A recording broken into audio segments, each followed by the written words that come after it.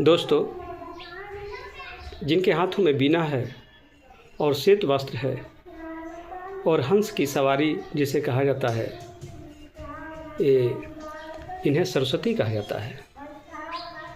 और इनका स्थान वेदों में कंठ पे माना जाता है कि इनका स्थान कंठ पे है। ये देवी जब सक्रिय रहती है तो बहुत सुरीली आवाज़ निकलती है।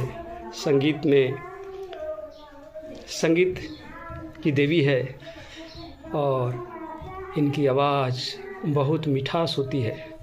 जैसे हमारे भारतवर्ष में जो लता दीदी गाती थी, उनकी आवाज़ में इतनी मिठास थी जिसे उन्हें सरस्वती की देवी के रूप में माना गया, स्वर कोकिला।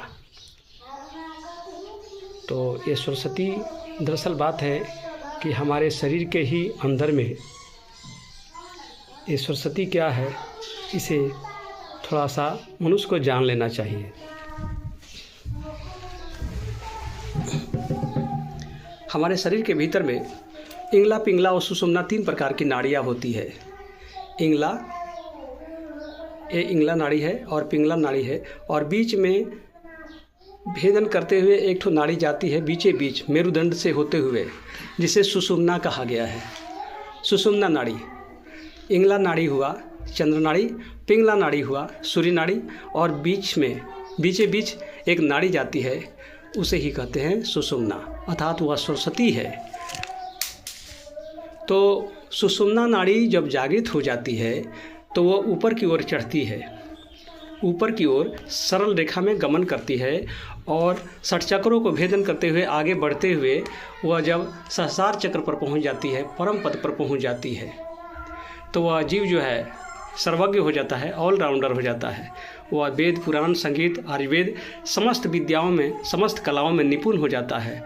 तो इसलिए सरस्वती की महत्ता है। हमारे भारतवर्ष में भी 3 प्रकार की जो नदियाँ हैं, गंगा, जमुना और सरस्वती।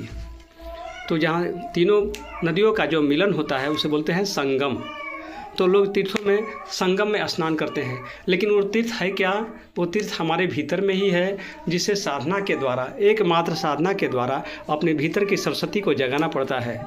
जब मनुष्य के भीतर में वो सरस्वती जब जागृत हो जाती है, जब कुंडलिनी जीव भूता कुल कुंडलिनी शक्ति जब जागृत हो जाती है, तो जीव जो है शिव बन जाता है, जीव शिव बन जाता है, और वह हो जाता है सर्वज्ञ।